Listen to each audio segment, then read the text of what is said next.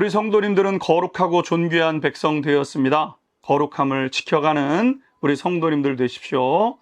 오늘의 말씀은 호세아 9장 1절에서 9절 보배를 담은 백성답게입니다. 복되고 복된 삶은 복의 근원이 무엇인지를 알고 그것을 잃지 않고 붙잡는 데 있다고 할 수 있습니다. 본질과 비본질이 무엇인지를 알고 본질을 지켜갈 때 복된 삶을 지켜가게 되는 것이죠. 사도 바울은 우리의 인생을 질그릇과 같다 그랬습니다. 그런데 그 그릇 안에 무엇을 담느냐에 따라 그 그릇의 가치가 달라진다 그랬습니다. 깨끗한 물이 담겨져 있으면 누군가를 시원케 하는 그릇이 되어져서 조심조심 그에게 전달되는 것 아니겠습니까? 만약 그 그릇 안에, 질그릇 안에 진귀한 보물이라도 담아두게 되면 그 그릇은 고이고이 귀한 것으로 대접받게 되는 것이죠. 하지만 만약 질그릇에 개밥이 담겨져 있다고 한다면 이리저리 개에게도 채이는 그런 존재가 될 뿐인 것이죠.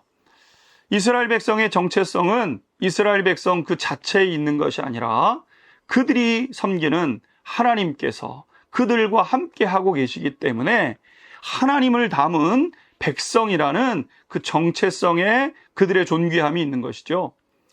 그런데 그들은 하나님을 잊어버리고 그 하나님이 주신 복에 취해버리게 되었다고 기록하고 있습니다. 1절 보십시오. 이스라엘아, 너는 이방 사람처럼 기뻐 뛰놀지 말라.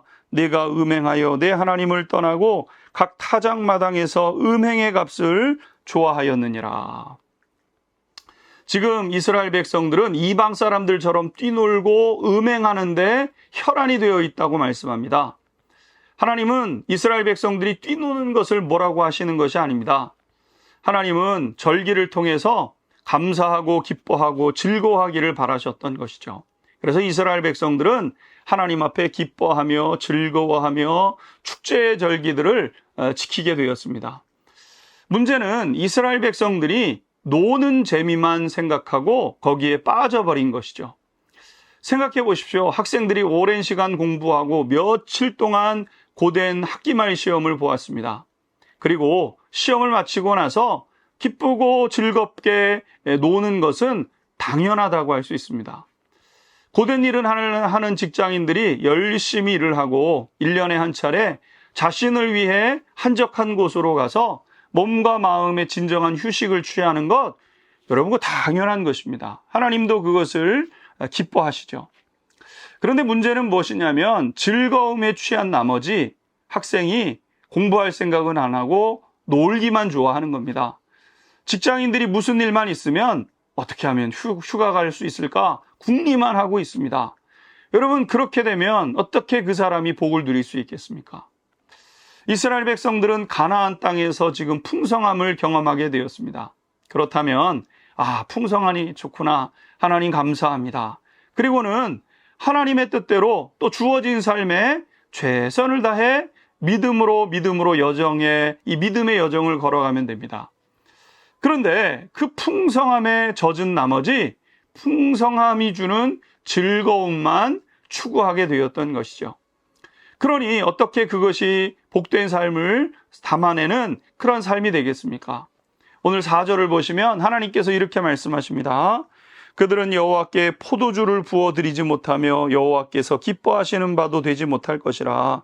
그들의 재물은 애곡하는 자의 떡과 같아서 그것을 먹는 자는 더러워지나니 그들의 떡은 자기의 먹기에만 소용될 뿐이라.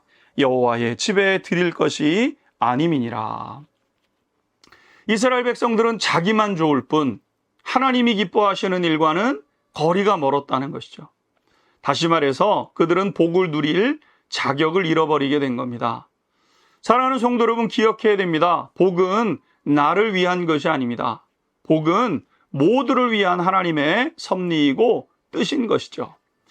그들의 마음에 하나님의 섭리와 계획은 사라지고 자신만 남게 되어버린 것이죠. 그들의 존귀함은 하나님의 섭리와 계획을 이룸으로 귀하고 존귀한 존재였는데 지금의 모습은 냄새나고 인상을 찌푸리는 자기 자신만을 바라보는, 자기 자신만 남아있는 그들의 심령 가운데 하나님은 사라지고 하나님이라는 보배는 사라지고 냄새나는 이기심으로 가득한 자기 자신만 남아있는 그러한 질그릇의 모습이 된 거죠. 보배를 담았던 질그릇에 보배는 사라져버리고 개밥이 담겨져 버린 그런 모습이 되니 결국 이리 치이고 저리 치이는 운명만 남게 된 것이죠. 오늘 우리는 하나님의 백성입니다. 하나님을 담은 사람들인 것이죠. 그러기에 스스로 하나님을 담은 사람으로서 하나님의 형상과 하나님의 모습을 나타내는 백성이 될 때 존귀함을 지키고 누려가는 것 아니겠습니까? 그 모습을 누리며 서가는 우리 안양중앙교회 성도님들 될 수 있게 되기를 주님의 이름으로 축복합니다. 보배를 담았습니다. 우리 마음속에 하나님이 계십니다. 하나님의 뜻을 구하고 하나님의 뜻대로 살아가는 복된 삶을 지켜가게 하옵소서. 예수 그리스도의 이름으로 기도하옵나이다. 아멘.